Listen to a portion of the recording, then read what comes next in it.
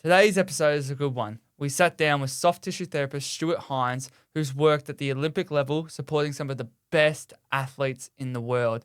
We dive into what actually matters when it comes to recovery, injury prevention, performance, and most importantly, how his insights apply directly to us as runners. Hope you enjoy.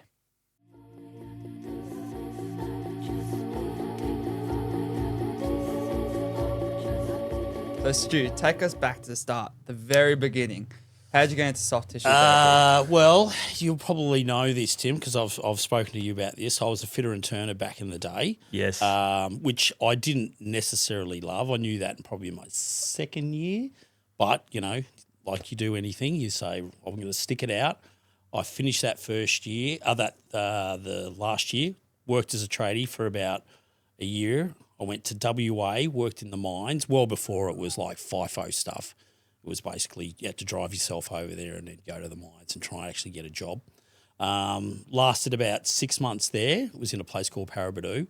Came back to Geelong. When I got back to Geelong, the only work I could get was casual fitter work, which I wasn't fussed about. And then I, unfortunately, I found myself becoming unemployed because obviously there was only casual work.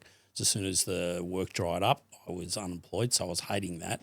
At the time I was cycling, road cycling, quite competitively. I got a knee injury. I could not get on top of it. Saw heaps of physios, all that sort of stuff.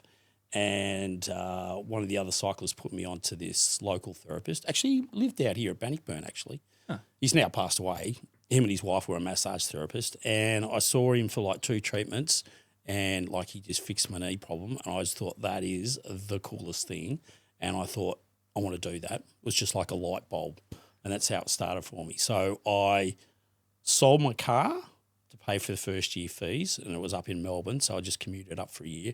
I worked as a builder's labourer part-time, and, yeah, that was the start of it. That's how I got into it. If that doesn't say anything about chasing a dream, I don't know what does. Oh, that would have been a cool feeling having gone into somewhere and with an injury coming out, because I actually had the exact same experience with you. Yep. I had a hip issue for months. I reckon 3 or 4 months, and I wasn't seeing any physios or anyone else like that. About 3 or 4 months, and I thought to myself, I'm going to have to go and see someone. And I remember walking, a friend of ours, a mutual friend of ours, Tony Fraser, who's... Oh, yeah, Fraser. Yeah. He said, go and see Stu. I'm like, okay, I'll go and see Stu. And I walked in and I had no idea. I was a complete amateur. Yeah, you just don't know. Yeah.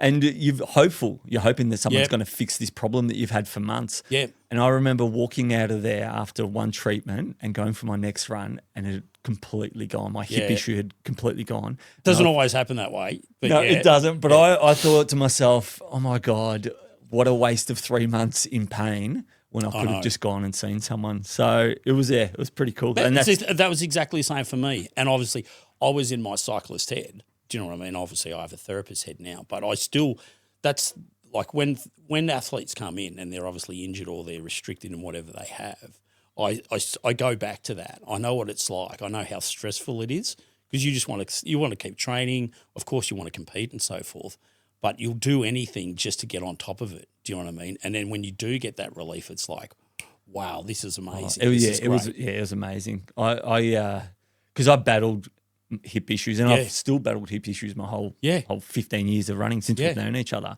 So it is a tricky one to get on top of it, but it was amazing to get that relief. Well, runners keep me in business. The longer seriously, they do. Runners keep me in business. Of all the people that I see, all the athletes that I see, they're usually running based. Yeah. And that comes in so many different forms, you know what I mean? So I'm not talking just about trail runners or track runners. I'm talking, that can be soccer players, hockey players, there's all running in it. So keep me in business running. Keep running, guys. What lessons have you learned from your early career that shaped how you treat athletes today? So when I first got into therapy, I had to work out what direction I wanted to go. There was lots of different types of therapy you could go down.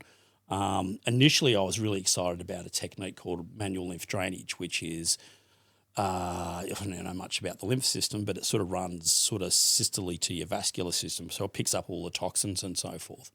And I learned it from one of our instructors was a German lady, and she was like really great at it. She worked as a physio, and that's all she did in the hospital system over in Germany. It's pretty powerful stuff, but it's really light. I really started to deep dive that. But I just kept getting pulled back to sports. You know, I'm just going, I've got to work with athletes. I've got to work with active people. And so that probably set everything up for me from there. I thought, right, if I'm going to work as a therapist, I'm going to work within sports. And because at the time I was so heavily based in road cycling, I thought, right, that's the direction I'm going. And one of the first things, one of the first bits of advice that I got from it was a strength and conditioning coach, actually. I saw him at a conference, and he said to me, if you're going to start working within sports, he says the best thing that you can do is get to learn everyone that interacts with that athlete. So whether that's the coach, whether it's the strength and conditioning coach, whether it's the team manager, you know, obviously the mechanics, whatever. There's a whole range of people that interact with athletes. So you've got to build connections with them. And the big thing for me was building those connections was actually getting the communication through all those people as well. And then as I started working at more high elite levels, what you started to see there were like what we call high performance programs, where basically you've got the athlete in the middle and then you've got all these people on the outside who basically feed into the athlete. But the problem is sometimes not all the communication is going to everyone. So yes, we're all working for the athlete, but unless we're all exchanging that information, it sort of gets wasted. So that was something that I was really, really passionate about. And I learnt that early on, and I've carried that through working with athletes now for me. And communication is like, as good as you are hands-on, your communication and extracting the information out of your clients and your athletes is key. So, you know, bear with me here, there's a massive difference working with, say, early on in the AFL situation where I worked at Geelong. A lot of the footy players I worked with really didn't know much about their bodies and their anatomy and how they moved, whereas you started working with track athletes, they know so much about their body. You know, like, you know, say for instance, AFL player comes in with a hamstring. He goes, "Oh, my hamstring sore." You know, all right, well, let's look at your hip. Go, "Nah, mum, my hamstring sore. Just work on my hamstring." And I'm going, "Yeah, but your hip will have an influence on your hamstring." And they were just very blinkered in that. Whereas if you work with an Olympic track athlete, they'll know all that. They'll go, "Look, Stu, I think my lower back's tired. I think my hips I've had some shoulder problems." You know, they know all about their training loads. So that communication is so different between those two athletes. So I always, my bias is always going to be on communication. Yeah. Do you find that working in with the rest of the team, that's probably the biggest difference between treating someone like an Olympic athlete compared to someone like me who just walked in off the street? You know, I go and get all this information, and I reckon we've had conversations about this. I'd go and get some information off my naturopath, and I'd go get some from the physio, and I'd go get all this, and then I'm kind of confused, but then you've got to kind of work in and manage me instead of if you're in an Olympic environment where all the coaches, everyone's there. Do you kind of meet as a team and discuss the athlete? At an Olympic level, that happens. That's a no-brainer. But say if you've got an amateur track runner who's just doing like little laths or something, but they're sort of like at the junior elite end, first thing I do is ring their coaches. So I want to know what their training schedules are, I want to know what their goals are, I want to know what their past history are in terms of injuries, what's coming up, what's next, where are their strengths, where are their weaknesses, and then sometimes I'll go down and watch them train, because it's just an amazing amount that you'll learn about them just watching them move. And I don't mean me as a therapist looking at them and go, "Oh God, what's going on with that hip? What's going on?" It's just watching them move, just watching what their pattern's like, because everyone moves differently. Like your dad will run differently to you. Do you know what I mean? And so the other guys you run against, do you know what I mean? You all have your advantages and disadvantages. But seeing an athlete move and then talking with coaches is probably the big one. And that doesn't have to be an elite level, but it's different. Like you guys are training yourselves. Yeah. So who's coaching you? Do you know what I mean? So you've got to, as you well know, you've got to get out of your own headspace. That's good one, isn't it? Well, I reckon when I first started working with you, that was probably the biggest thing that you had to learn was about. Because let's just face it, I did it when I was cycling as well. Like I cycled early on, and then I went back to cycling later on. The way that I trained originally was completely different to the way that I trained. Like I halved what I used to do. So when you were doing those tough mudders, and you were getting up at 3 o'clock in the morning and going down to the bay and doing all those crazy things, which was fine. I get it. It was exposure and all that sort of stuff. But you think back now to the way that you train now, it's completely different. Oh yeah, I'd never do that again. And who was guiding you then? Yeah, no one. Not formally. Yeah. So no one's looking after your load, which is the biggest thing for me. And you can do things so much more effectively and do less of it as well, as you well know. Train smarter and not harder. So, yeah. So Olympics was mentioned before. Mm-hmm. What drove you to be a part of that Olympic team? Obviously, Olympics is some huge thing. What really drove you to be a part of that?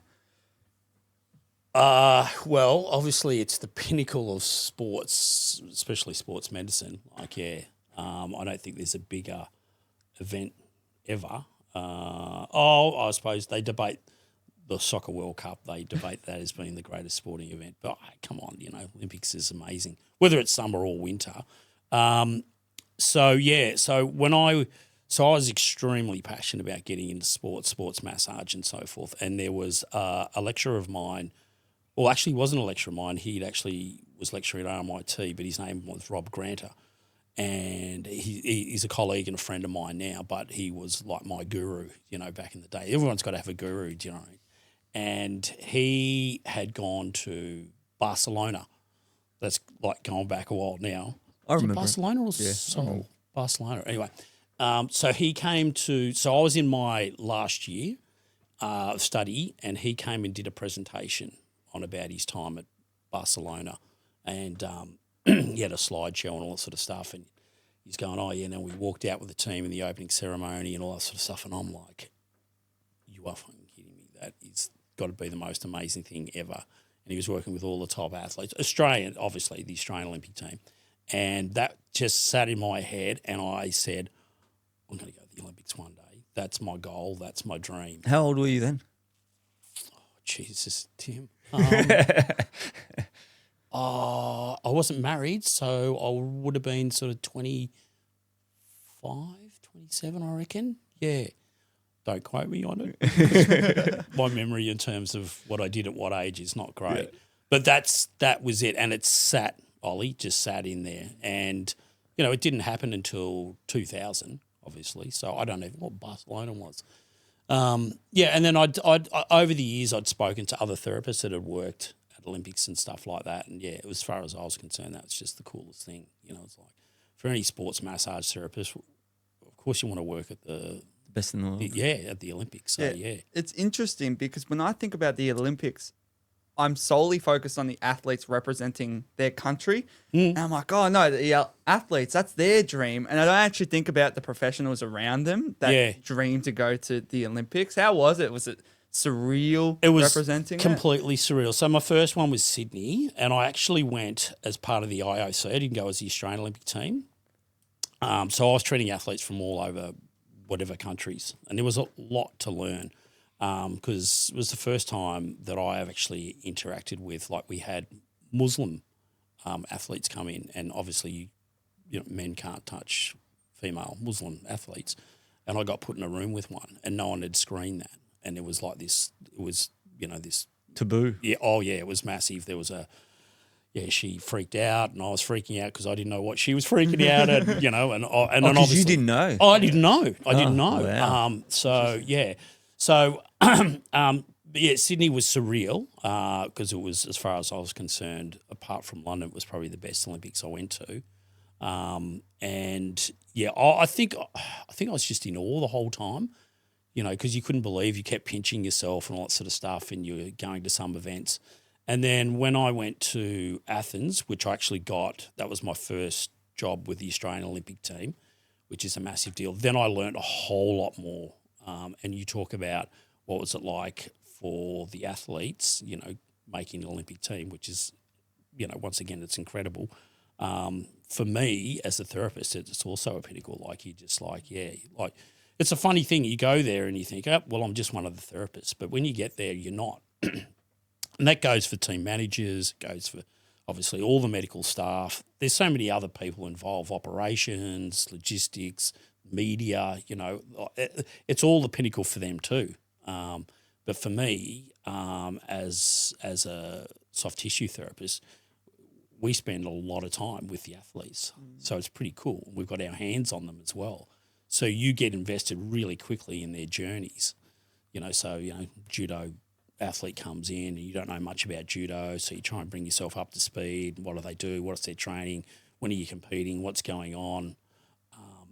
You got to learn pretty quickly not to get invested in asking them whether or not they're going to get a medal. Do you know what I mean? Because that was the one thing that I learnt really quickly is, and the Australian Olympic team did this really well. They would have a team ceremony for all the sports when they come in. So they come into the village and they'd have this room set out and they'd bring the athletes in and they would actually present them with so when you get your uniform and you get your formal uniforms, they take the pocket off, which has got the Australian logo on it, the coat of arms, and they frame it and everything and they present it to them and they make them. And they say to them, it was actually Laurie Lawrence who does it, and he just revs them right up and he says, I don't care. Whatever happens from here on, whether you do a PB, God forbid you get a medal, you have achieved what you've needed to achieve. You're a part of the Australian Olympic team, you're part of history, so it doesn't matter what you achieve from here on in. And I thought that was really cool because he was sort of like taking the pressure off them a bit. Yeah. Because not every athlete, of course, doesn't get a medal. Do you know what I mean? I think the best thing that you can do at an Olympics for an athlete point of view is, God forbid you get a PB. So if you can do that, then, you're ticking a lot of boxes. But at the end of the day, they made sure that they understood that they'd already achieved. You'd made the team. Yeah. So celebrate that, enjoy that. And I thought that was pretty cool. And I felt the same way myself, yeah. Not that we were competing or anything, but yeah. But you're at the pinnacle of your profession as well. Yeah. Just like they are. You would have had the pressure as well. Yeah. Well, there was look, I was pretty lucky in the fact that I worked really well in team environments. I'd created that when I went to Geelong because I hated that. And I'd already worked with team environments with cycling and touring and so forth. So once again, the first thing I did was I went and chatted to everyone in the medical team, doctors, physios, dietitian, would go and have lunch with them, tell us about where you're from, what you do, da-da-da. And it's the best thing you do. I would treat other physios and other softies and all that sort of stuff. So, yeah, and then you just create that team environment. So you get sequestered certain sports, you get accredited. So I think mine was when I went to Athens, it was kayak canoe slalom, and I know nothing about kayak canoe slalom, right? And I got teamed up with a physio, Peter Eckhart was his name, from Tassie, but he was an ex-kayak canoe slalom, and he said, Stu, come with me. We're going to go down to the training facility, and we spent the whole day there, met the athletes, met the coaches. Jess Fox's mum and dad were there because Jess was competing as well. But that was back in her early days. And, yeah, just sat down with the athletes and learned as much as I could, watch them train. Yeah, it's incredible. Yeah, it goes back to what you were saying about before, going down to the track. Look, not how their hip moves, just actually observing what the sport is and seeing what muscles are using. And what movements do what to affect different parts of the body. Yeah. And I mean, you guys are probably the same. I watch kayak canoe slalom sometimes, at the Olympics, but when you start treating the athletes, that you talk about the pressures on, you're like, well, for me, I've got the pressure on because I'm like, well, I got to know as much as I can about this sport in a really short amount of time. So going down to the training facility and just standing next to the coaches while they coach, and they only get a certain amount of run-throughs to train on that, and then they compete. You know what I mean? Like, it's full on for them. And, when you watch them going down, they, chuck their oar in, and they've got to spin around, and they've got to come back, and you're going, how much force does it take and strength to do that? Yeah. Like, you've got this rushing water, they're using their oar as a brake, and then they've got to pivot and come round, and they've got to paddle back against the current and then spin around back the other way, and you're just like, freaking hell, I wonder how their bodies, like, I know they're conditioned to do it, but, from a therapist point of view, I'm like, yeah, right. So when I sit down with them, I go, so when you do that, like, where does all that load go? Where do you feel it the most? Where do you get tight? Where's it get sore? So you got to try and piece those things together and go, well, how can I best serve this athlete? The best way is to know as much as you can about their sport, and obviously their training is probably the best one, and then obviously watching them compete. Yeah. You've been away with multiple Olympic teams. What's something that something about elite sport that most people would be shocked to learn? I think there's two things, right? This is what I see anyway. Most elite athletes, probably at Olympics, the one thing that they do really, really well, recover. They just nail their recovery. But you got to remember that elite athletes have coaches, they got mentors, they got sports psychs, do you know what I mean? They got that. They eat, they train well. Obviously, they've got all the things lined up for them. It's different for you guys because you got jobs, you got school, do you know what I mean? You got a family, you're juggling a lot. A lot of these, they don't. Do you know what I mean? So, and probably the other thing that they do sometimes is they become obsessed or too interested in what other athletes are doing and not themselves. Well, that's something that us mere mortals do as well. Yeah. We tend to look at everyone you get else. on Strava or you get on Insta and you see what one of your competitors are doing.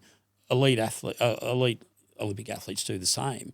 And straight away, luckily they've got coaches to pull them back and go, no, don't worry about that stuff. That could definitely be quite difficult as well because of the amount of time they have on their hands. Like you can't train 24 hours a day. So what are you going to do? You're going to look at other competitors. So they recover well. Yeah. They do all the recovery. The one thing that you guys, I'm not saying that you don't, but one thing that amateur athletes don't tend to nail well is their recovery, is because you've got all these other things. You've got all these other balls that you're juggling. Yep. You've got, like I said, you've got work, you've got family, you've got other family members, you've got acreage, you've got stuff to look after. There's a million things to take you away from recovery. And I think that's why the elite athletes, they just probably a little that step above, not because of all the training, they just do tick their recovery well. And I think for most athletes, you covet what you don't have. Do you know what I mean? Yeah. So you got to try and get your headspace out of that. Do you think they excel physically, but where they're probably closer to an amateur athlete mentally in terms of? That's a good question, Tim. That depends on the sport, I reckon. Yeah. Because you think about, so swimming is our it's probably, that gets the most funding because it's our blue ribbon, sport. We do so well. So the more successful you are in those sports, the more funding you get.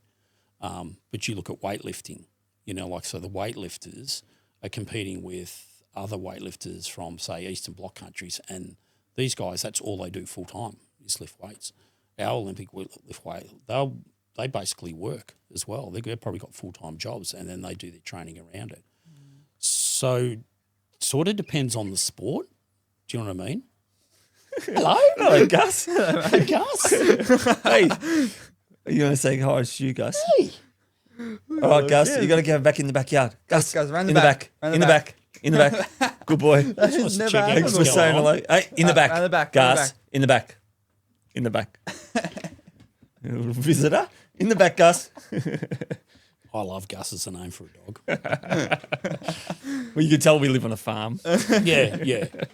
Yeah, does that sort of, is that what you is? Yeah. I think that often, from my perspective in amateur sport, I see that we kind of want it so bad, and we obviously, like you said, the recovery and the training's it's difficult because you only get a certain amount of time because you're working, you've got family life and things like that. And majority of the time, these Olympic athletes, the ones at the highest level, they probably don't have kids, and they don't, so they are Some might, but rare.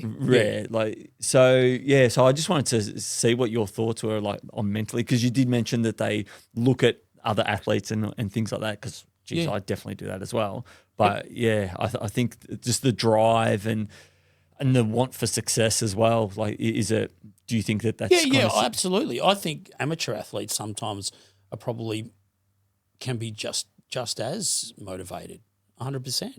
Yeah, I mean, I know I was when I was cycling, yeah. I used to feel and think like I was an elite athlete. Do you know what I mean? Yeah. No, I knew that. That comes out wrong. Sorry, but the mindset. No, I completely understand. The mindset is, as far as I'm concerned, this is the Olympics for me. Yeah. You know, I'm racing club level stuff. Do you know what I mean? So, so I think anyone that competes, you go down that road. You know, and I think, well, it's definitely for you guys and what your chosen sport now. You know, backyard ultra marathons, you know, like it's pretty full on. Do you know what I mean? So, you know, it really does depend on the sport. But I think for most athletes that do compete, you will have that mindset. And I think, you know, like you talk about, you know, looking at other athletes and their training and what they're doing. I mean, social media now is the platform for it. And I think you can look at it two ways. I think you can look at it and get motivated by other people. And I think that's good if that's what you're doing. The other one is, where I think it's more destructive, is when you look at it and it starts to feed into your insecurities and you start feeling like you're a little bit, you know, like, oh, I'm not as good as them. And then you start picking yourself apart and you go looking what they're doing and what, you know, geez, well, look at their Strava and this and that and so forth. And then I think, there's a motivational side and then there's a destructive side of that. Yeah, 100%. And I think that's a personality trait. You know, it is. I think it's an age thing too. Yeah. I think early on I probably looked at other athletes. I remember a lot of athletes that were doing obstacle racing, but they happened to come from adventure racing, and they were older athletes as well. And these people were just chiseled athletes. Yep. And I'd come in trying to do what they were doing, and I was nowhere near up to that level. But they were older than me as well. Of course. And trying to do what they were doing just didn't work, because they were running slower because they didn't need to run fast, whereas I probably had to serve my apprenticeship in running and do those hard yards early on that they had already done. So, and that's part of remaining objective as well. This is certainly for you too, Ollie, because you're new to this now, and you know, like, you're doing so well and so forth. But you know, like, your dad's right. There's an apprenticeship involved in it, you know, and learning, and you're lucky because you've got your dad you can lean on, and probably other competitors as well. Yeah, I'm sure 100%. you know. So there's probably a little bit more mentoring there, and I think that mentoring is critical in those earlier days. Wouldn't you have loved to have someone pull you aside in the Tough Mudder days and say, I A, also B, C, there were people around, I reckon, Yeah. when I first started, there were people around, but I probably didn't listen to them. I probably thought that what I was doing was the right thing. Yep. You know, I remember going to World Tough Mudder and packing it in after 14 hours. And then I think 2 or 3 months later, I went and did a training session for 24 hours. Yeah, and I right. had friends then that were more experienced than what I was, saying, you don't need to do that. And my thing was, I need to find out why I quit. I need to find out what it was. Yeah. And they simply said to me, you don't need to find out. You just train, you just learn, you just move on. No, I need to find out. And guess what? I didn't find out, because I went and did the training session and I finished it. And then I was even more confused than what I was before that. So time tells the tale, doesn't it? Time is everything. Yeah, definitely. But, you know, as humans, we want to know it now. We want to know it yesterday as well. Yeah. And so, you're in a rush to get to that point, aren't you? So, I find, you know, that's treating athletes, sometimes that's the hardest part. You know, I can do the physical stuff, but I can't control their mindset and where they're at and what they're doing. Do you know what I mean? And I got this guy who's new to running at the moment, and he's just running himself into the ground, but he just won't listen to me. And it's difficult. And he comes in and he's limping, and I'm like, mate, I don't know how to explain this any other way. You know, he's going, oh, yeah, but I want to do this run in 2 days. Mate, so you can barely walk. I mean, seriously, like, what is it? That's your body telling you, you know, like, and I can't control his mindset. So, you know, I used to get stressed about that early on. I don't now. I just go, well, I'll give him my information and he'll do whatever he wants to do with it. I don't take ownership of that. And yeah. It's almost letting people run their own journey, I suppose. Yeah, that always, and I think I'm starting to come to the realization of I just got to let things be. Dad'll say something and I'll go, nah, what do you know? That's a dad and son thing, yeah. And then someone else say the same thing but in different words. Yep. And it sounds more profound to me and I go, wow, that is it.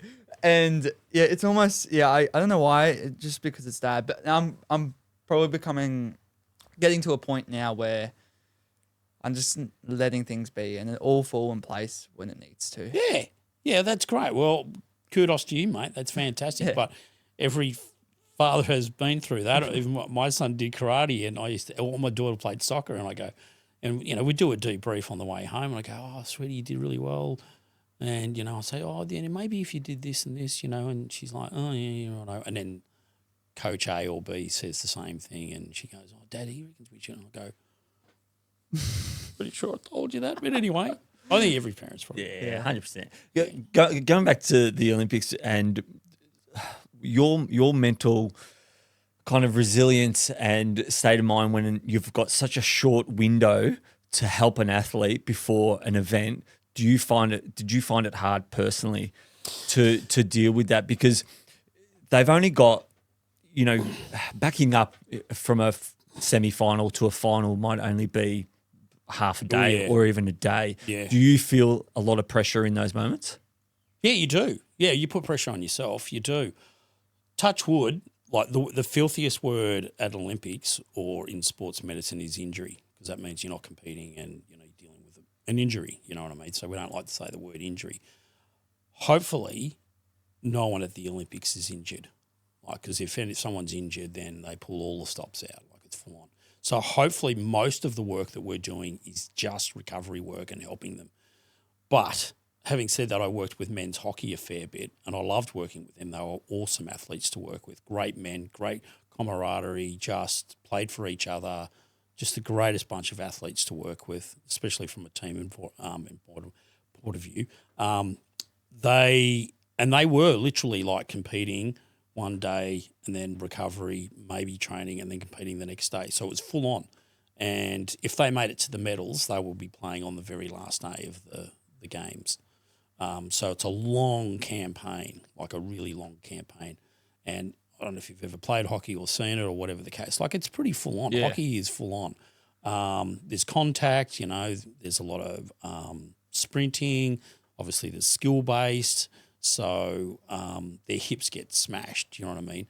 And we would spend, when they would come in for treatment, thank God they used to come in for treatment, the physio brings them in and says, Stu, we will see him as often as you can. And the older hockey players were the ones that probably struggled the most. And most of it was with sort of gluteal tonicity and all that sort of stuff, hip pain. So you were going all out to do whatever you can to help them and free them up and whatever and make sure that they're at their best to do it again. And, and then there's other professionals helping them as well and so forth. So, yeah, absolutely. Yeah, there's pressure there. Some not. Some you are just, some athletes are only doing two events. Do you know what I mean? If they're a runner, they might be doing a heat. And if they make it to the final, they're running that and it's done. Yeah. Do you know what I mean? So, yeah, it really varies once again on the athlete and sport as well. But if you're working with them over a long period of time, absolutely. Yeah. Is there a specific example that you can recall where an athlete might be incredibly sore and you've obviously done your magic on them and they've come out the other end and been able to win a medal? Ooh, no, I'm not. I can't. Well, look, I can give you a specific. And it's not because they won a medal or anything like that, but I'll give you a specific in the fact of once again working with hockey and the guys with the gluteal tonicity. And so I was developing this sort of hip protocol over the years, metamorphosized. And one of the problems that I was seeing with the hockey players is that when they come in, they're just always talking about the glute's tight. It's the and it restricts their stride and it's painful and all that sort of stuff. And I was playing around with this protocol where I was instead of working the glute all the time, I was working the opposing muscle, which was their adductor magnus, because I've been playing around with this idea of they're the two opposing muscles. So sometimes if the muscle that opposes the other one is too tight, it inhibits it. It's not that it's weak, it just inhibits it. Is that something about like the protagonist and antagonist? Yeah. So agonist and antagonist. Yeah. It's called You guys reciprocal. can get your science on. Yeah, absolutely. Check out the big brain on you. It's called reciprocal, altered reciprocal inhibition, right? That's the technical word for it, but just basically means one muscle's tight, okay, and its opposing muscle can get affected with it as well, okay? So instead of just hitting that one muscle all the time, that main agonist muscle, started treating the antagonist muscle, and all of a sudden we started to see some big changes. I remember I did it one day on one of them. They came in, he said, Stu, I don't know what you did last time, but you are fucking doing it again because that was amazing. He says that tonicity has been incredible. And that was a bit of a light bulb moment. They went and they did go on and win the bronze. That wasn't because of me. It's a team thing. Do you know what I mean? Oh, but that's incredible just to be able to Be a part of that it. was huge for me. That was huge, you know. There's other factors in that HIIT protocol, but that was like a really important one. And I was actually using the hockey players as a bit of a like guinea pigs in that scenario. So I was thinking, yeah, right, I know this works. I know it works, you know, obviously in theory, and I've done it a few times, but here's a perfect example. They've got this gluteal tonicity. They are playing the next day. They're doing this. They're doing what better environment? Yeah. That's pretty cool. Yeah, it was cool. Very cool for me. Yeah. Throughout your career, what has been harder, treating an injury or managing the athlete behind it? It's a good question. Probably both, but once again, it depends on the athlete, isn't it? Did you find the word therapist in your title can kind of mean not only soft tissue therapist, but therapist for the athlete themselves? Yeah, definitely. Yeah, definitely. I mean, to your question, Ollie, sorry, so if it's a nasty tendon overuse injury, which is not good for you guys, they're the worst ones, and they've been left a long time and they've got really nasty, I don't enjoy that. It's hard to work on. And what comes with that is the mindset of the athlete as well. So some can be really optimistic and just be motivated, and others can be just basically downtrodden by it. Do you know what I mean? So they let it overwhelm them. So that scenario is not great. The other one is someone who's like, yep, we'll just do what we've got to do, and yep, you just tell me what I've got to do and who I've got to see, Stu, and da-da-da. Frustrating part of the treating of that is getting the mindset right for that athlete. And so it varies on the athlete when they come in with that mindset. You know, how are they going to deal with injuries? Are they injury resilient, or are they motivated just to do whatever to get out of it? Do you think having that stress and negative mindset on this one injury can cause other injuries elsewhere as well? No, absolutely. Oh, yeah, 100% it does. You get an injury in your ankle, it'll affect your knee. Yeah. Obviously goes up the chain as well. You've got a problem with your knee, then you look at your hip, vice versa. So, yeah, definitely. Or the other side, especially for runners, you know, you've got a nasty ankle injury, you're going to put more load on the other side. That goes without saying, yeah. Does it make it hard for you, just say you've got a runner that comes in with had an ankle injury, it worked up to it in their knee and now it's in their hip, but then the ankle's probably not as bad as what the hip is now. Do you have to work backwards? Yep. From there? Yeah, absolutely. Yeah. That's part of extracting information out of the athlete using your clinical reasoning. So, so you had an ankle injury, so you didn't have the knee pain before the ankle injury, right? So that progressed, right, okay. And then what about your hip? Yep, my hip came later. All right, so what's your ankle like now? Do you know what I mean? So you got to start piecing together where, what, and when. And then obviously do your physical assessment and touch it and see what it's like and so forth. So, that's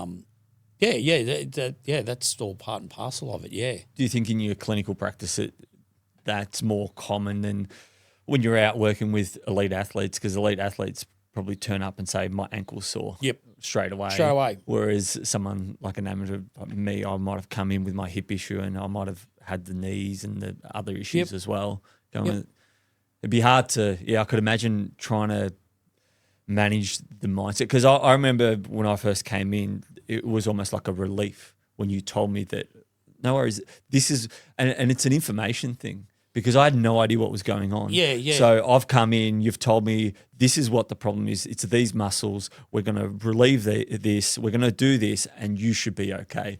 And as soon as I heard you should be okay, I went, yes. Yeah. And then I walk out with a big smile on my face, but I walked in with a big sad look on my face, like I was defeated. Yeah, absolutely. And once again, like I try and see, I'm not one of these therapists. I'm not going to, so this is one of the things I see with other therapists as well. You see it on social media as well, is that I am biased towards my clinical experience, you know what I mean? So normally you come in, you've got your injury or whatever you've got going on. Well, I'll do my assessment, I'll do my subjective assessment, get your history, all that sort of stuff, treat it, see how it responds. And there's only 3 ways it'll respond. It'll either be better, which is great. It'll be worse, which is not too bad sometimes, or I get no changes, which I don't like. So depending on what happens with those things will determine what I do next time as well. And then, treat it 4 times and see how it is after 4. I'll know within 4 times of treating it where I'm at and what impact I'll have on this injury. And if I don't, then I'll refer you to the right person. I'll go, you need to go down this road. I'll throw whatever I can at it. You'll be better, but will you be therapeutically better? And that basically means, will the intensity, the duration of it drop? And they're the things that you want to change. So I'm like, you came in with what you have. I'm going, I can treat this. But I'm thinking to myself, how effectively will I be able to get on top of this? Or will I be effectively being able to get on top of this is the other thing as well. They're the things that are running through my mind. Do you know what I mean? Yeah, that's a lot of pressure on you. Yeah, but early on I used to put a lot of pressure on me because I'm like, I've got to, this fix-it world. Did you know what I mean? And I hate the fix-it world. I hate it when someone comes in and goes, right, here's my problem. No pressure, stupid. I need it fixed in 2 weeks. And I'm like, you can take that and piss off. Do you know what I mean? These days now, what I feel I do is I plug into your body. I give you a helping hand. I plug in. Hopefully what I do helps, and then your body does the rest. That's how I see it. Yep. Yeah. With helping these athletes, communication seems like a really big thing. How much do you think communication role plays in helping someone get better? Like, is it significant? Massively. Yeah. I would say a big part of it. The hands-on stuff is really important. Don't get me wrong. I mean, if you're not hitting the right tissues and doing the right things and looking at them, but yeah, the communication with them and reassurance. Most people that come through the door, and this doesn't happen with just athletes, it can be anyone, it could be workplace stuff, is I sit them down, I listen to them, I test them, and then I sit back down and go, right, well, look, this is what I see, right? This is what I want to do. This is the plan. Here's plan A and here's plan B. And mostly, once people have heard that, they got, so we've got a plan? I love a plan. Right, that's great. And if that plan doesn't work, we've got another plan. I'm like, yeah, that's exactly right. That's how it's going to go. Because that doesn't happen a lot for athletes, and it doesn't also happen for a lot of people that come in because they just start to get a little bit disconnected, if you like, because they're just like, it's like you and your hip thing. You're like, well, what am I going to do? Does this mean I'm just not going to run anymore or what? Am I permanently like this as well? Yeah. Which is another thing that people don't understand until they've had therapy as well. Or you Google something and Google tells you that you're going to die because your hip's sore or something like that. Well, Google always gives you, and I'm all about informing yourself, but if you look at Google, eventually it gives you the worst case scenario. And that's the shit thing about Google, or now AI to a certain degree. But if you deep dive it enough, you'll end up at the worst case scenario. Yeah. And I think that's the crap thing because there's so many factors involved. If you come up with a grade 1 tendon overuse injury, you Google it, you'll end up giving you the dynamics of, something that's grade 4 chronic and really shit. Yeah. What's the most common running injuries you see? And what do you feel causes them? Knee Runner's and knee? hip. And hip, for sure. Or maybe ankle if there's change of direction, or there's, you're running on uneven ground. Running downhill is probably, I find, the most dysfunctional part of running. You would know about running downhill. Yeah. You would know about running downhill. Yeah, knee definitely. So usually it's patellofemoral, ITB, if we're talking runners. I know that one. Shin splints is going to be a part of that. Some people get them and some people don't. Obviously, Achilles injuries are an issue, but I'll guarantee you what is the most common reason why? Load. Yeah. They just don't get their load right. Yeah. So that is a massive part of dealing with athletes is, right, the first time they come in, I'm like, how often do you train? What do you do? What's going on with your training? How much do you increase it? What's going on? So here's a perfect example for you. This is for anyone who's listening as well, for a therapist point of view. Your load is such an important thing, and it's different for everyone, right? Okay, some people can accept load easier. Your dad probably has got a lot more load management resilience than you have at this stage, but that's because you're building yours. But say, for instance, you come out and you're like, and we're all guilty of this. I'm guilty of this as well. You start training and you start ramping things up, right? So if you start doing, say, something like 30, 40% more each week than what you normally do, you will put yourself in the best environment for injury, okay? You'll get away with it for a week, 2 weeks, maybe 3 weeks, maybe even a month, and then the niggles will start. And then it'll get worse and worse and worse, and if you keep doing it, that's where injuries come from. So load is a massive thing, and I'd always been really particular about load, and I used to struggle with what was enough and what wasn't until I came across, there's a guy called Professor Tim Gabbett. He's an Australian sports scientist. I recently interviewed him. He's a wealth of knowledge. He's got about 300 reviewed published research papers, travels the world, works with NBA, EPL, you name it, fighter pilots, you name it, just looking after their load management and all that sort of stuff. Check him out, check his stuff. It's incredible. You'll learn a lot. A lot of athletes do not get that right, especially endurance athletes. Yeah. Load management is everything. Yeah. If there's one thing that I'd say that puts you in the best environment is just disregarding your load management. So you sort of have, Tim Gabbett talks about what you have like an acute workload ratio and a chronic workload ratio.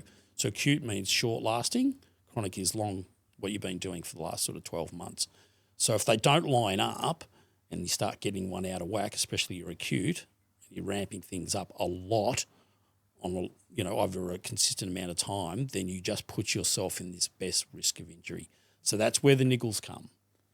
That's where the outside of the knee starts to feel, I'm not really sure what's going on. That's the tingle. And you keep running and you're thinking, no, it's happy days. And then the next day it's like, yeah, it's still there. And then, the next week it's like, maybe it's a little bit sharper now. I don't know, and how niggles creep up. Do you know what I mean? Yeah. And the next thing you know, It's a full-blown injury. well, you run 5Ks and I'm pretty good for 5Ks, and then it starts a little bit, but then I can make my way through the run, and then the next run you do, it's like, well, it started at 2Ks, and then I'm feeling it as soon as I run, and then now I'm feeling it just resting. That's the shit.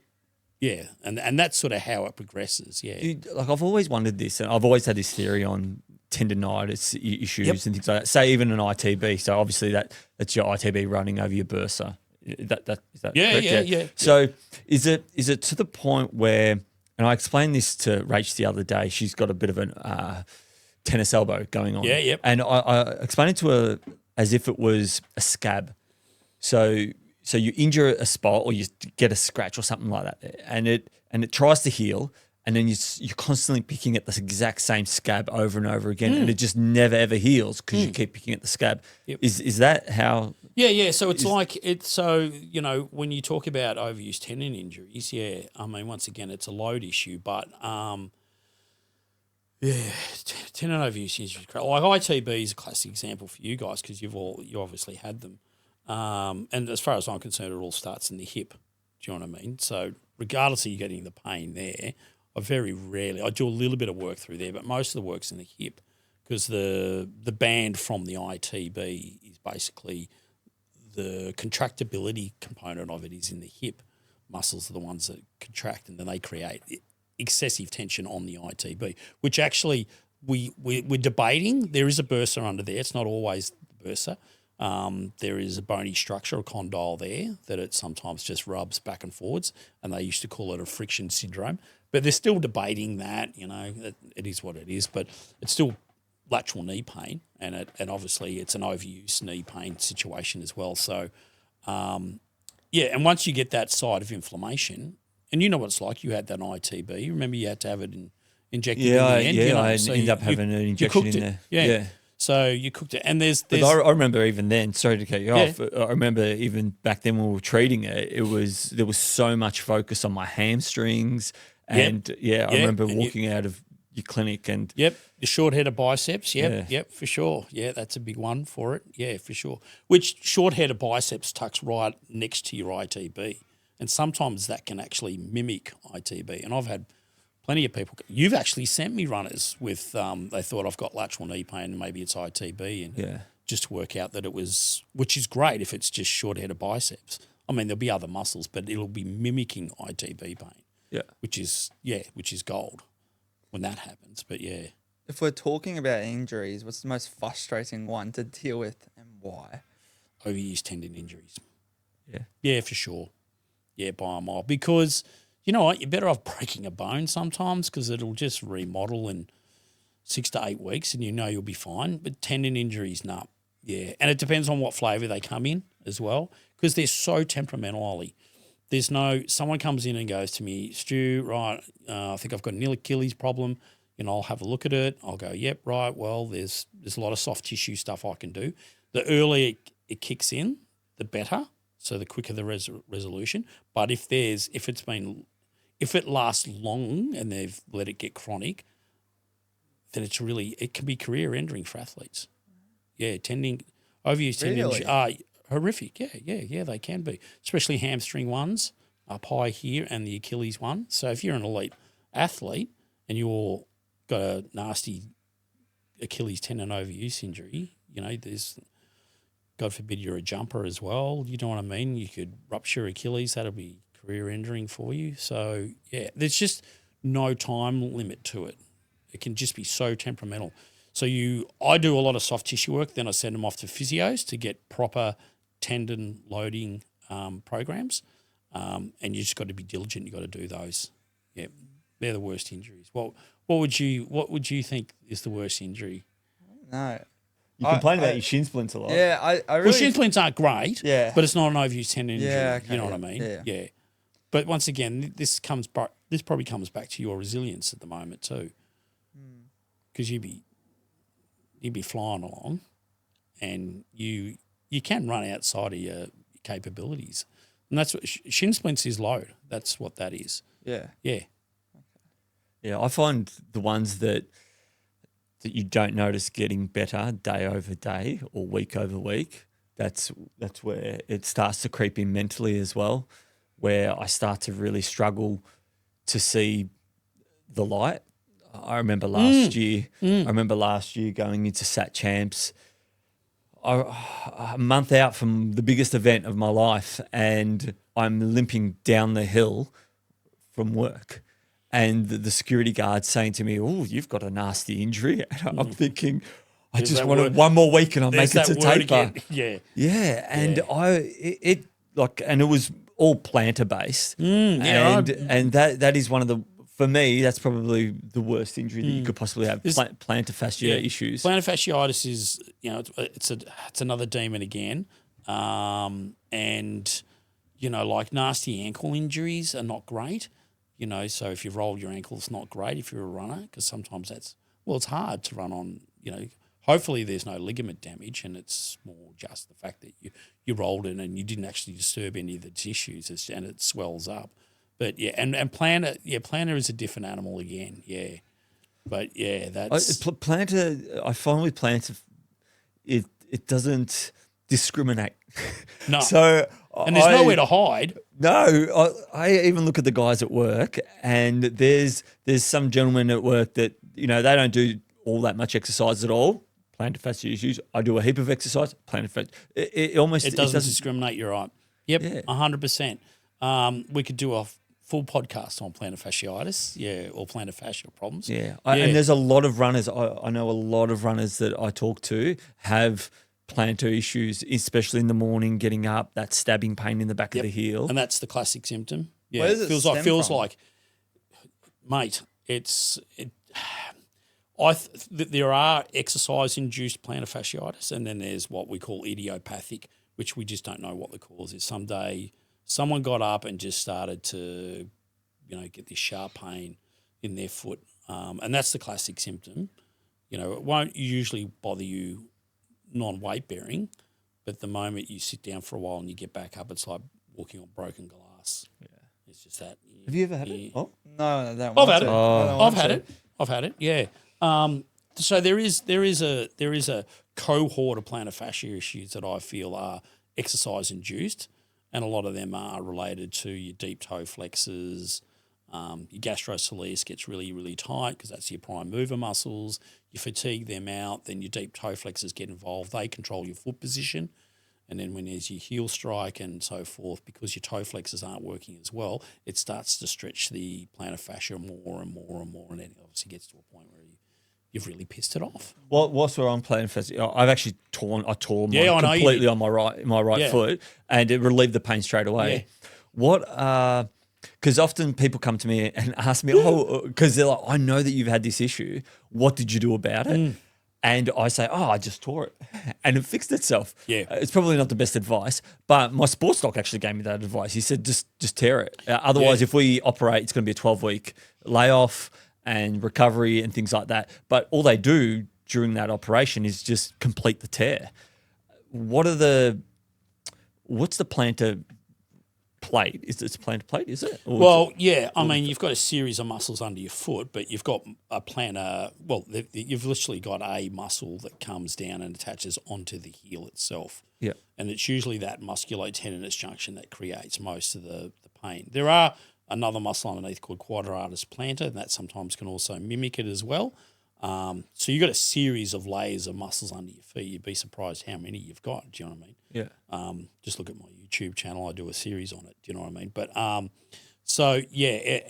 it's usually just what we call anterior to the heel, the calcaneal, where it attaches on. That's where you get most of your issues with plantar fascia, and it's usually on the inside, the medial. Some people get on the outside. Yeah, I get on the inside. But if now that mine's completely torn, what's the disadvantage of not actually having that there?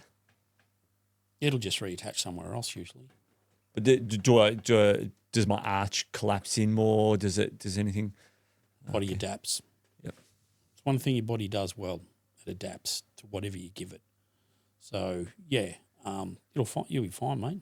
Yeah. It's like guys who tear their bicep tendon. Do you know what I mean? They don't usually lose much function, if any function. It just reattaches somewhere else. Okay. Yeah. Dad's talking about fixing the issue, like tearing it, getting surgery. What are things that actually? What's one bit of information you would advise people to do to help prevent these plantar issues? The moment you start feeling pain in your foot, get treatment straight away. The quicker people come in, the quicker you can get on top of it. It just gets in a cycle, and it gets really resilient to work with. I tell that to anyone who starts getting, plantar fascia issues. The moment you start feeling anything in your foot, just, get in and get treatment. So you're trying to not make it a chronic injury. Correct. Yep. Spot on. So you reckon as soon as something, even aside from plantar, just anything in general, you think? Yeah, and I think like little things like your footwear, Ollie, your runners and everything. No. I mean, not what you're wearing now, but I mean, you're talking about your runners, mate.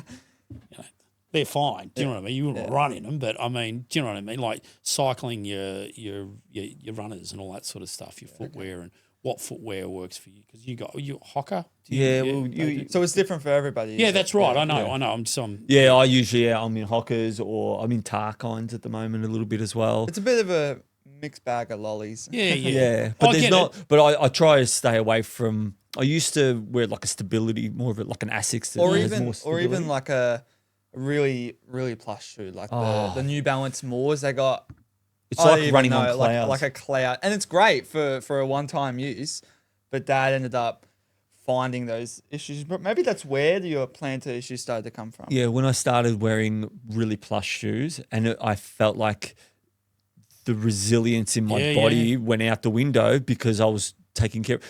And don't get me wrong, you almost need that impact, don't you? Like the well, that's where you adapt. Absolutely, yeah. And I mean, look, you could do a whole podcast. You get a decent sports podiatrist in here and talk about footwear. Do you know what I mean? Like like seriously for you guys, it is such an important thing. Having the right footwear. You know, it varies from runners to runners, isn't it? You know, track athletes' footwear is different. You know, I guarantee you, track athletes, the minute they get into their spikes, that's where the calf issues come from. They'll tell you. You know, they're just minimal and they're designed to run fast on, but yeah, it's never ideal. I guess it's similar to these marshmallow shoes that I'll wear. It's probably good during an event, but outside of that, you want to make sure that you're making gains with the training that you're doing. Absolutely. You should have I would have thought you would have a different training shoe to your competing shoe. Yeah, we do. We do. Like I like to bed the shoe for the race. And then once I've done that, I'll well, that's where I probably fell out of line probably in the last year and a half, and like I said, that month out from that event. Because I was loving how plush these shoes were, but they were probably doing more damage than good. You got to think back to what did change, what changed for you, you know, in that period, because there's always something, or there are some things. Do you know what I mean? So, is it footwear? Did you start training somewhere differently? Was your load completely different? Like what changed? Do you know what I mean? Yeah. There's always factors. Usually you can trace it back to something. Yeah. Could you give us a rough percentage of how many athletes ignore early signs to injury? I like to think the athletes I treat now are pretty good.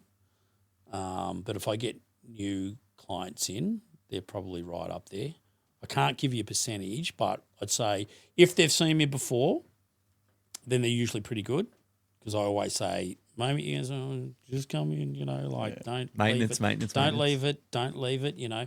But I'd say for most athletes, if they've never had an injury before, and they don't know, like it'd be anyone listening to this, you know, if they're like, touch wood, God forbid, they've been lucky enough to not have an injury, well done.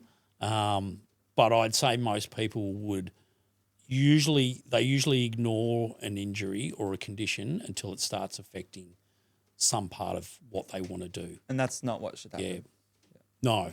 So, you know, if you can't get through your run, or you're starting to feel something towards the end of your run and it becomes more and more consistent, and then God forbid you feel it outside of running, I'd be getting onto it real quick. Yeah. Yeah. Okay. They're the signs that you want to look for. That's a big takeaway. Get onto it. Yeah. Well, it is, you know, I mean, like, my heartbreak is when athletes come in and it's cooked. Because I go, if you just had you come in like, you know, 2 months earlier, you know, we could have had a real crack at like getting onto this quickly. You know what I mean? Can you almost tell the stages of an injury that it's been through? Like obviously just where it starts and where it's really, really bad. Well, I can by the history. Yeah. So I'll go, so how long you been dealing with this? And I'll go, oh, yeah, it's pretty consistent, about 3 months. And I go, right, and tell me what the last month's been like. And they go, yeah, it's been pretty funny shit. I go, right, so can you do this? And they go, oh, yeah. And I go, yeah, no, I know where I am now. That's all I need to know. Like that, the story will tell us the tale. Bottom lip drops. And you know, the other thing is too, athletes will, they tend to trivialise things too when things aren't they won't make out things that are as bad as they are. Yeah. Do you know what I mean? Yes, Gussie. You can test- Hey, Gus. I might have Gus to is close back. the door. Gus out. Yeah, maybe close the All door. right, Rob. buddy. I'll Gus. That's good, mate. You just Come on out, mate. Someone Come new. on, in the back. Gus, in the back. So expanding off of what we were just talking about, yep. what's the difference between discomfort and injury, and how can runners tell the difference between the two? All right, let's break it down to what's the difference between discomfort and pain, because usually that's the big difference. Okay. Once again, when I talked about trivializing things, so discomfort is something that you can run through, you'll be okay with. Do you know what I mean? Like you'll feel I find that hard to manage as an endurance athlete. Yeah, yeah. So if you can run through it, then it's usually discomfort. See, I have problems when clients come and go, oh, yeah, it's just stiff. But what they actually mean is it's discomfort. Do you know, and they mix the two terminologies up. So I'm going, oh, so it feels stiff. So what it just means it doesn't like bending. And oh no, like it sort of hurts. And I go, wait, well, that's not stiffness. That's discomfort. Do you know what I mean? Pain is something you just can't run through, right? Pain, true pain, unfortunately makes things weak, like real pain. You know. So and I obviously have thoughts and theories on pain. Do you know what I mean? A lot of people talk about, you know, they can run through pain and they can do all that sort of stuff. Normally you can't. But if you've got an adrenaline kick and your adrenaline's feeding you, you'll run through or you'll keep whatever. You know, when you say AFL players get broken ribs and all that sort of stuff and they said, oh, he played with a broken rib and, you know, how tough is he and all that. He only got through because of the adrenaline. The minute the adrenaline dropped, you're in all sorts of pain. Yeah, it's painful. So I think the difference between discomfort and pain is critical, working out whether or not that's where they are on that scale. What was the rest of the question of that? It was just how to tell the difference. Difference between discomfort and injury. Yeah, right. Okay. Or when it's almost like an adaptation versus injury niggle. But also changing that framework of you're not pushing through pain, you're pushing through discomfort. Yeah, I know, because you'll run and because you'll be checking in with your body, won't you? Right? You go, right, what's going on with my knee there? It doesn't feel right. Like, is that something I need to be worried about? Is that like, well, my hamstring's starting to get really, really tight? Do you know what I mean? Oh, what's that about? Do you know what I mean? It's always going to be the consistency of it. Does it change at all? So you do one run and you got a little bit of hamstring tightness and pain or discomfort. Sorry, that's why I say pain, discomfort. And then next time you run, you go, sort of wasn't there. That's weird. Do you know what I mean? Then you have, you know, 2 more runs after that and you're going, oh, now it's back again, you know. So, and then it goes. And so it starts playing this game with you, you know, like, sure. So if it starts to just sort of, it's just appearing more and more consistently, yeah, go and see someone about it, okay? But if you run here and there and things just, because you're always going to have little niggles and bits and pieces where your body's just going to go, I don't know, it might be a different hill you run up or you've gone downhill or, you know, it's a lot more rockier terrain. I don't know, all those sort of things. Sometimes your body's, you know, it's going to be a bit sore. And I always tend to feel like, you know, if you've got something, deload it, don't stop, deload it and give it a week and see how it behaves. And if it's still there, then go and see someone. If someone's really unsure, like super, super unsure, do you think there's any harm in actually going to see someone? Shit, no, absolutely. Just go and do it. What's the worst case scenario? Yeah. And look, trust me, if someone came in who was still itsing about whether or not I got something wrong or not, I love that. I love that because, yep, I'll be happy to say, well, you know, you got a bit of tightness here and there. We'll work that. That's what I see and find, you know, and go off, see how you go. If it's still consistent, yeah. Yeah, and you get that early prevention. 100%. You're ticking that box, yeah. But, you know, I mean, once again, you don't want to be like a hypochondriac about it. Do you know what I mean? Because there are. Oh, there are hypochondriac athletes, trust me. Yeah. Oh, yeah. Oh, yeah, definitely. Yeah. Luckily, touch wood, I don't see a lot of them. Yeah. I used to have one and it drove me nuts. How do you treat that? It's very difficult. How do you treat someone that's telling you that there's something there and because you could feel it and you're saying there is nothing actually challenging. There? Very challenging. Challenging. Mentally exhausting. Yeah, you think you mentally exhausting. Could it be down to the fact that it might be a different issue of soft tissue therapy? Yeah, could be. Yeah, sometimes. Yeah, some people. Yeah, have just got. Yeah, I don't know, overactive minds, whatever. I don't know. Yeah. Or it's coming. Oh, look, a lot of athletes too. You'll notice this when they go to compete. I saw this at the Olympics actually, where athletes will start to manifest injuries. Phantom pains. Yeah, before they go out, and that's not physical.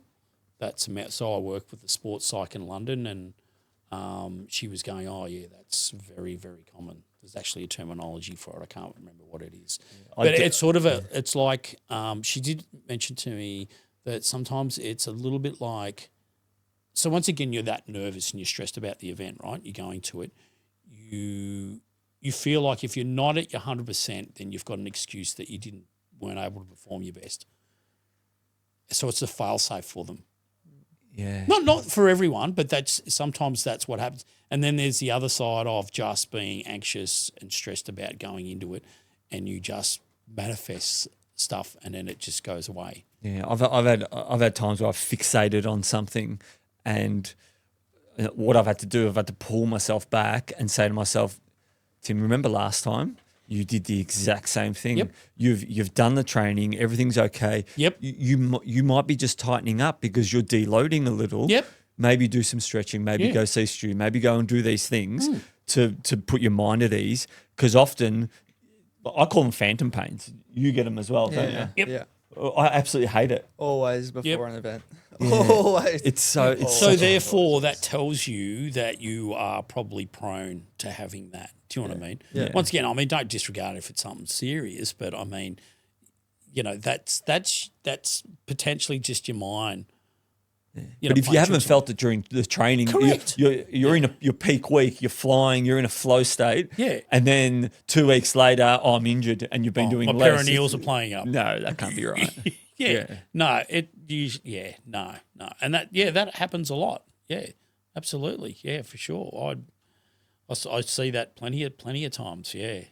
And it's always funny because, it's about 2 weeks out from the event. So anywhere from that, 2 to 3 weeks, they'll come like, oh, Stu, my calf's getting really tight. I know what's going on. Well, it's training me. Oh, yeah, it's fine. No, 100%. No issues. Then I'm like, right, it's your load chain. What have you done? What's going on? And I'm like, all right, I've got no rhyme or reason. And then, I'll play with it and I'll go, it actually doesn't feel that bad, to be honest, So Must puts the person's mind at ease as well. Yeah. But I've never heard anyone describe it as almost creating a fail-safe for yourself, because I can definitely, because I'm a bit of an overthinker, as you know. That's definitely something that it may play. I might actually play into that a little bit and give myself a bit of an out if I don't have the performance that I hope to have. But absolutely, yeah, for sure. I think that's the hardest thing for any athletes, especially your guys. What you do, there'll be mind games. Everyone will be having mind games. Yeah, your body's a big part of that mind game. The injuries, the discomfort, the niggles, the whatever. Have I done enough training? Am I underprepared?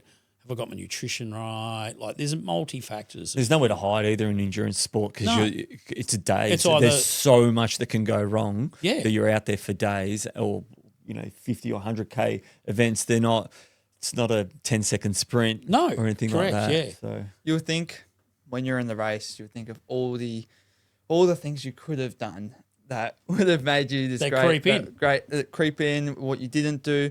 And a lot of things, one thing that people neglect a lot is strength training. Will strength training alone help prevent injuries? Definitely. Yeah, it's a big one. Yeah, huge. You guys have a strength program? I'm a big I'm a big no to no. I'm not. I'm a big fan of strength training, but in terms of we haven't set it up yet. Like my strength training, it needs to ramp up a bit. A lot of my strength training though is a lot of farm work and things around you're here. being physical. I am being physical, but in terms of saying to myself, because that many events I'll go to, and 5 hours in, I'm complaining about the insides of my quads here hurting, and I always say to myself, that's it. When I finish this event, I'm going to put a strength training program in place to take care of that. But when I have done strength training, I remember we even talked about it on the podcast early on, where I was doing strength training even just for 8 weeks. Yeah, but he doesn't and what a do boost. specific weighted strength training stuff. It's more the body, your push-ups, the body pumps. Okay, so what we've got to talk about here, and I'm not a strength and conditioning coach, but the strength and conditioning that you need to do for your sport is completely different to the strength and conditioning that a track runner will be doing. Do you know what I mean? You don't necessarily need to be. It's got to complement and it's got to value add what you do. Do you know what I mean? Yeah. So if you're taking certain exercises out that other runners do, but it's not really applicable for you, then you shouldn't be doing those sort of things. Do you know what I mean? So you've got to find these strength and conditioning programs that mirror what you do. You're endurance runners. Do you know what I mean? Yeah. That's what you are. So you don't want to be doing the same sort of exercises that strength and power athletes do, like a sprinter. Right? Yeah. It's completely different. It's just, the training that road cyclists do strength training compared to track cyclists is different. Do you know what I mean? Yeah. So I think strength is a big part of that, because the strength builds resilience in your tendons and all that sort of stuff as well. And they're the things you want to avoid. And so that doesn't necessarily mean like doing squats and stuff like look, I'm not saying that don't do those, but I'm saying, you're not going to be doing heavy squats and all that sort of stuff, but you want to build, strength and resilience in your tendons, because you use and put a lot and absorb through those. Yeah. So, you should be doing those things for sure. Yeah, I find a lot of the time, because I'm doing so much running, and it's probably because I enjoy it, and it's something that I do neglect the strength training, because I'm out there just running all the time. And then you're going to ask me somewhere down the track, Stu, how important is stretching? Yep. I rarely stretch. Yeah. Well, that was one thing that I remember when I was being coached by Brendan Davies. I was doing a lot of stretching at the time, and he said to me, I asked him, Brendan, how much do you stretch? And he says, I don't stretch at all. Because I very rarely stretch. I might have a 5-minute stretch after I finish a run, because it feels good. Gold, yeah. More than anything. But I do remember I was getting a lot of little soft tissue niggles when I would use my afternoon smoko break at work when I was on days to stretch, and I would stretch for 25 minutes. And it was pretty much I'd be doing my normal work day, and then I'd stretch for 20 minutes, 25 minutes, and then I'd go for my run after work. And I was constantly seeing you with soft tissue injuries, because I was just fixated on thinking that that's what I had to do with the stretching. Yeah, I remember that. It's an interesting thing as well. I've seen studies online where it's so individual to the person, where someone who has a specific type of muscle might need some stretching, whereas some other people don't need as much stretching. It's very individual to that person. Oh, yeah. And I don't see any harm in a lot of recovery techniques, like we have the normatic compression pants. Like that's no harm. Yeah, that's gold, yeah. Yeah. But Yeah, they're awesome. yeah, even putting your legs up at night to get that blood flow going. Yeah, drain the whatever the. No, I actually looked at it last night. Because I was interested. Did you see? Is it because you've seen Killian Jornet with his feet up? I did see it. I knew it. You see the greatest of all time with his feet up. You can set a trend like that. Yeah. Do you know what I mean? And then the whole Stick your finger in your ear and your eyes over there. that's right. I The saw greatest it. athlete of all time sticks his finger in his ear. Now everyone's doing it. I saw it and I was interested. I'm like, what does that do for you? But there's not so many proven studies that say it clears lactate levels or whatever. It's very good for blood flow and everything like that, and the lower body. And Yeah. In terms of recovery, what are the 3 biggest things runners can do for recovery to help them, bounce back day after day? Yeah. I'm a massive fan of the Nordic compression. Yep. Yeah, they're awesome. You got the Ridgy Didge ones, have you? We got the ones that, we got the Ridgy Didge ones, course, and we fall asleep to. They're great to fall asleep to as well. Yeah. white noise. Yeah, no, absolutely. Yeah, regular massage. Yep. And I know there's a challenge at the end of this that I've got to put for you too. Yep. So, not to me. So, regular massage is awesome, like recovery-wise, it is. Do you know what I mean? And if you do it on a regular basis consistently, it can have a massive difference. I'm obviously being biased because that's who I am and I know the benefits of it and so forth. And then you've got like other things like hot and cold, contrasts, and I feel like that's a bit of a grey area. There are some athletes that do it and just rave about it. It's the best thing. I'm euphoric, and then others who don't like it because they're either cold sensitive or whatever the case may be. But, if that world works for you, I think that's a good thing because it sort of creates that vascular flush, because you're vasodilating and then vasoconstricting, and there's a euphoric component of feel like you're about to freeze to death, and then you get out and then you're like, it's amazing. Yeah, and the euphoric, so that's that, and that's a euphoric feeling. That's the the serotonin and all the normal good endorphins kicking off. It's like how you feel after you go for a run. You guys feel amazing after a run. Oh hell yeah! You come back and you're on top of the world. Yeah, I totally get it. So those things they're probably the main things. I mean, and obviously, look, trying to get the right amount of sleep goes underrated. Yeah. Yeah, sleep is a big part of it. Yeah. So get your magnesium into you and whatever. Yeah. Diet's a big part of it as well. I say, we mentioned it before, stretching. You probably dedicate that time to something different that would help more. All my time working with athletes, there are the athletes that have to stretch, and there's those athletes who never stretch at all. And I'm talking elite level, right? So there are some athletes who just don't stretch. I've never needed to stretch. They might do mobilising stuff, but they don't necessarily stretch. So like, for instance, I work a lot with some of the young gymnasts, right? Young gymmies.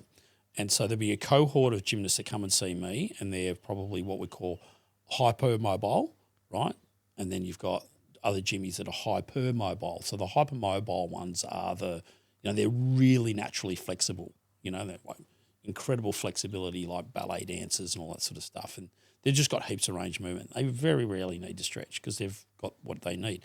The other end of the scale are those who are people who were just born who are just really tight and inflexible.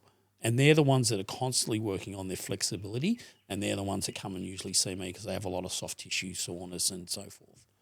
So you see how there's two cohorts, and you're absolutely right. It is so individual, whether or not stretching, yeah. What's your theory on the stretching side, especially for runners? I often hear people saying that it's almost better to be a little bit tighter because running is almost like an elastic. No, I don't want to use the elastic band. No, you get what I'm saying? Yeah, it's like an elastic. It's like the recoil. Yeah, you need the recoil. So by being a little bit tighter, you can recoil. But from a soft tissue perspective, how does that? Doesn't make really that much difference for me, really.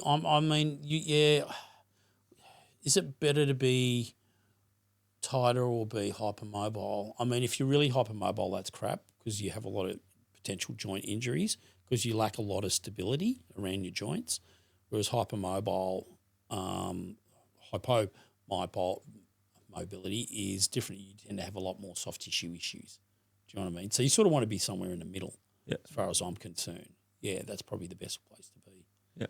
But you can't change your genetics. You're born with whatever you got. So so you got to work with that. You got to work. You got to figure out where you're at, what's got to work. Yeah. That's why some people stretch all the time, and people go, "Oh, I can't believe if I didn't stretch, I wouldn't be able to do this." Do you know what I mean? But the funny thing about it is the amount of flexibility that you need to do what you do in your sport, you'll get from actually doing it. Yeah, your body will adapt to it. Yeah. You're not doing ballet dancing, so that's... No. So you don't need huge ranges of movement in terms of what you do. Yeah. Do you know what I mean? Yeah, I guess that plays into what I was saying, just having that spring back a little bit. You look at like sprinters, right? 100-metre sprinters, it's diabolical, right? It's such a finicky event, do you know what I mean? Because they've got to run as fast as they can. And the problem with running as fast as you can, and the faster that you're running, right, say you're at PB, the more risk you are of injury because your body's just not used to running that fast. Do you know what I mean? That's why sprinters always do hamstrings and all sorts. There's a whole range of other things. But it's literally all or nothing. So everything's got to work right. Do you know what I mean? Whereas with endurance running, you've got time and, do you know what, to play with, and you're not pushing the boundaries yet mentally and physically because of the endurance component. But, you know, that physicality of a sprinter to what you guys are doing is completely different. Yeah. So they do need that range of movement. They might need that little bit extra. You know, if it's not, then that's where it's going to kick. Yeah. As people get older, recovery obviously gets harder. Yep. For older gentlemen like myself, what do you think they should prioritize now? Yeah, wow. Oh, I think you prioritize your training load, mate. Yeah? Yeah, I think that's got to be the key for you. Yeah, you're no longer, 20 years younger than what you were. So I think, you can train, once again, smarter and not harder. I think that's got to be a key one. Because, I know I've crapped on a bit about load, but it is such an important thing. If you don't get it right, then you are talking about injuries. And at the end of the day, is this not the one thing that you guys want to avoid? Well, it's critical, I suppose, as well as being an older runner, that injuries are going to be a lot harder to recover from. But I don't mean like I'm not trying to say, oh, you got grapes up there. I'm not trying to say, it's time for you to back it right down, mate. Do you know what I mean? You'll know where you can go and what you can do. So you need to know your limitations. And sometimes that's where you just need to have that objective conversation with yourself in terms of what's going to be beneficial for you. Like do you know what I mean? There's a million and one things you could do, hot and cold, the recovery stuff. But at the end of the day, I think the load is probably going to be the most important thing for you. Yeah. And avoid a lot of downhill running. That's pretty hard. Yeah, no, I know. Is there a single mistake that older runners make because their ego hasn't caught up? Oh, yeah. Ego's a big thing, isn't it? Because ego makes you do things. If your ego's making the decision, then the objectivity's not there. Let's just face it. If you're listening to your ego, then you're probably not making the most therapeutic decisions, I reckon, and pushing harder and fast. And I've been guilty of it. Do you know what I mean? You got to keep that ego in check. That's hard. Yeah. Yeah, I find it hard. Modesty is a beautiful quality, let's face it. We all love a modest athlete. Yeah. Do you know what I mean? How many egotistical athletes do you like? None. You don't warm to them. No. I mean, you can admire what they've done, but you don't warm to them. Do you know what I mean? So a modest athlete is always, I hope that answers your question. No, mate. yeah, perfectly. Yeah. Freaking ego. Well, that's ego in life. Yeah. Oh, yeah. On the flip side of all that, what's the biggest mistake young athletes make too early?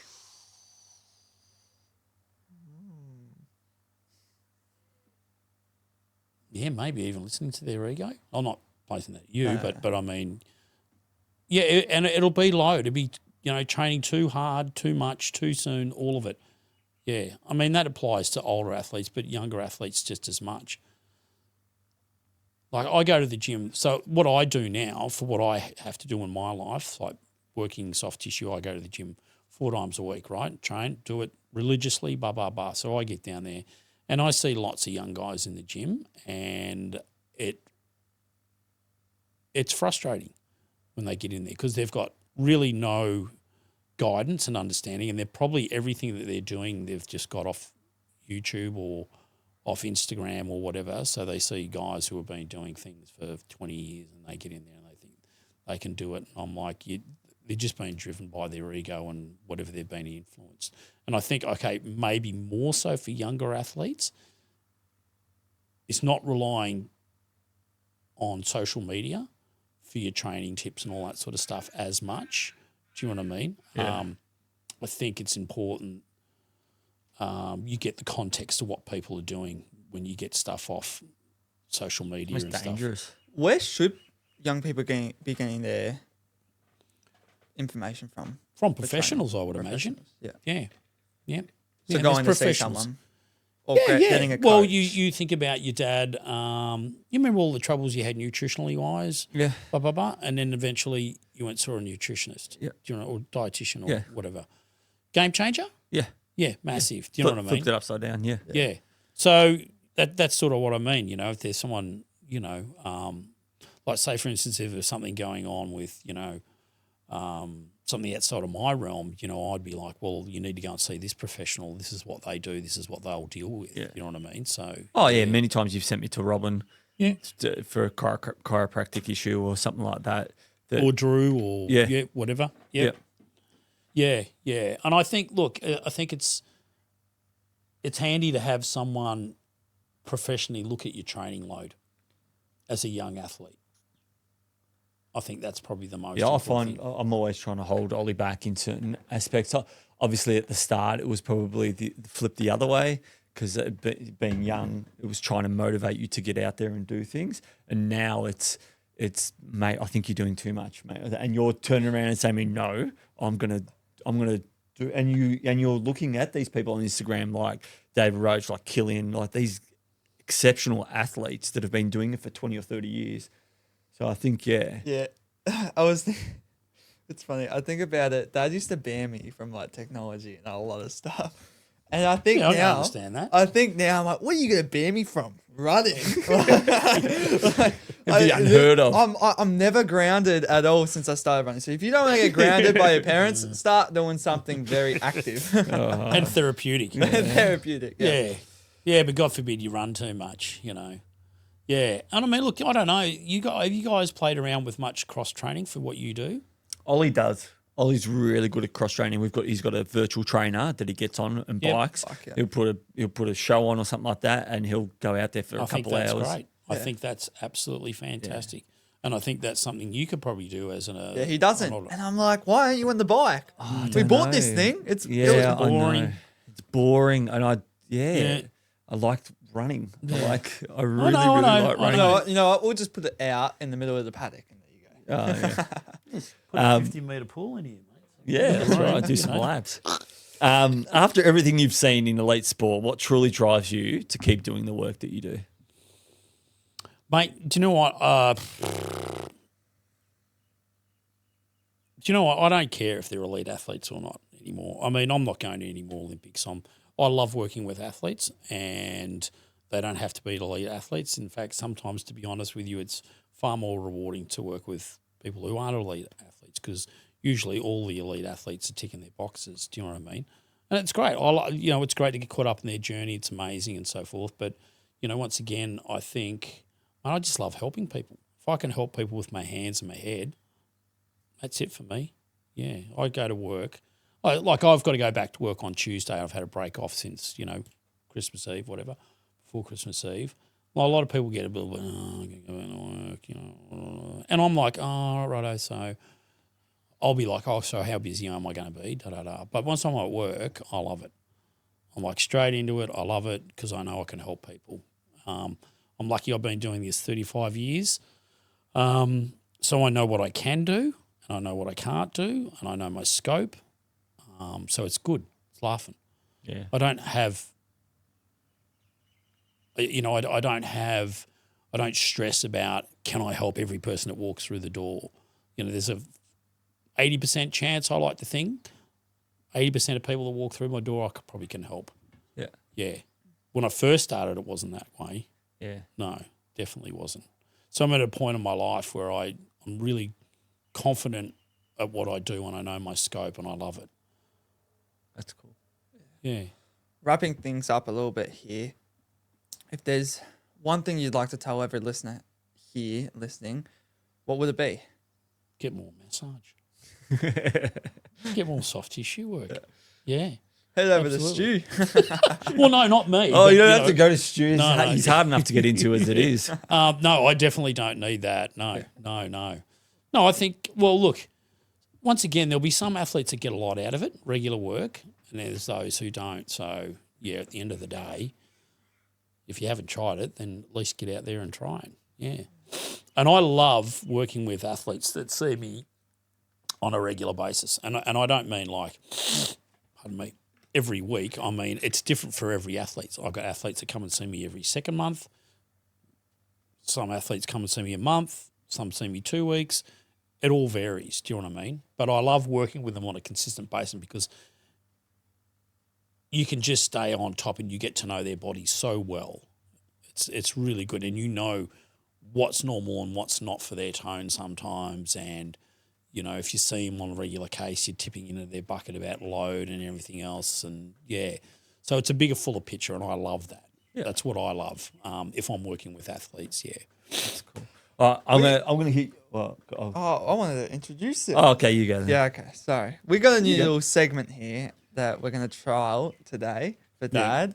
Oh, not for Dad, for you, obviously. And Dad and I are gonna ask you injury myths. So these are all myths. Ooh. And It's either true, false, or it depends. right. hopefully You're not going all to of be them. with depends, aren't you? No. All right, so myth one, pain is just part of starting running.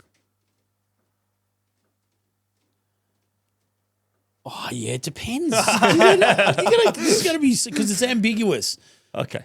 Okay, so we talked about pain before. Yeah. Okay, so discomfort. Yeah. Are we talking about cardiovascular pain or just pain of pain in joints and everything? Yeah. Yeah. Or when you first start, there's going to be a certain amount of, let's call it soreness. Yep. All right. So soreness is probably going to be a part of it. Yep. Is that all right? Yep. All right, myth two. Oh, I wanted to say myth 2. Oh, you go. Okay. Myth two. Myth 2. Stretching more will prevent injuries. Don't agree. False. False. Okay. Cool. Myth three, strength training is for advanced runners. False. Okay. Myth 4. Good shoes will fix my injuries. Well, they'll help. Depends. Depends, Yeah, it yeah, helps. okay, Yeah. okay. Yeah. Having good footwear would be, important. Very important. All right, myth five, if it's not sharp pain, it's safe to keep running. You guys just want to keep running, don't you? Like it's But these are the things that I encounter a lot with people. No, they're good questions, and I see where you're coming from. I know, yeah. Geez, that was sharp. Yeah. Do I need to worry about it? If it starts to be consistent, 100%. But if you do a 20K run and you have one episode of sharp pain, common sense prevails that that's not really an issue, I would imagine. Yep. Do you know what I mean? Yeah. As opposed to you do a 20K run and you have it a dozen times, you'd be like, what's going on? Yeah. Myth 6. More running equals faster improvement. I don't know. I don't run. More running? Well, let's reframe it. More load. Will... No. Yeah, okay. No. Okay. I think you need variables in there. Yeah. Yep. All right, our last myth, myth 7, injuries mean I'm not built for running. No, that's bullshit. Yeah. Yeah. Yeah. I mean, I'm sure there's some people out there who just running's not great for. Do you know what I mean? I've had plenty of people who have come to see me over the years for running injuries. The type of running that they do, they're not built for. Do you know what I mean? Yeah. So like, they go, oh yeah, but I love it, Stu. But I go, yeah, but you just and they've done everything and seen everyone and so they've ticked all the boxes. Do you know what I mean? But their bodies just doesn't handle like they want to do 20K runs. Do you know what I mean? And they might get through it, but then they really suffer from it. Afterwards, their body really. So I say, mate, you got to make running work for you. So just like, do you know what? Like 5 or 6K runs for you, 3 or 4 times a week will be gold, and you'll still get the benefit out of running. Yeah. Yeah. Yeah, I think people underestimate how little you can actually run to see adaptations over time. It's like you don't need these massive 160K weeks, 100-mile weeks to be great. Yeah. You just got to work what's... Yeah, and you want running to be therapeutic for you, for your body as well, not just your muscles and everything like that. But yeah. Yeah, another challenging thing, we had a guest on, Ben Burgess. He said that the 5K was very therapeutic for what he needed to get out there. But as he's starting to experience more running, he needs that to be longer and longer and longer. And he doesn't get that joy out of it for running 5K. And now it's 30Ks. So, yeah, his tolerance has changed, isn't it? That's what that is. Yeah, I get it for sure. But if your body's biting back, then, you got to listen to it. Yeah. All right, we've got a couple of listener questions. Ooh, okay. So How would you tackle a diagnosis that doesn't seem to fit what you are feeling, like an MRI versus a lived experience? Second opinion. You get a second opinion? I'd be getting a second opinion. Yeah. So they've had an MRI and the symptoms don't match up? Or? Yeah. Yep. Oh, I'm assuming that's what they Yeah. mean. That's what I got from But it. you know what? Imaging is not everything as well. This is a really important. That's one thing that I have learned over the years is even though you might get a MRI of something and then you come back and you go, right, Stu, I've got imaging here. This is what I've got and that. And I'll go, right, okay, well, I've got to make sure that those symptoms and that condition marries up to that condition. Because I've had plenty of people come and go, well, I know you've got that, but that's not your problem. Yep. I see that a lot. So imaging isn't always everything. It is important, very important, because, if I are treating someone and I'm not getting anywhere and I go, something's going on underlying here, we need to get some imaging. It may not be the source of the problem. Correct. Yeah, 100%. Should I stop running completely when something hurts, or can I train around it safely? Oh, you can always train around it. I'd say, yeah. You don't want to stop what you do unless it's really shit. I think you can always modify what you do. I think it's important you modify what you do. Yep. Yeah, I'm not a massive believer in stopping. Not a Yeah. massive believer at all.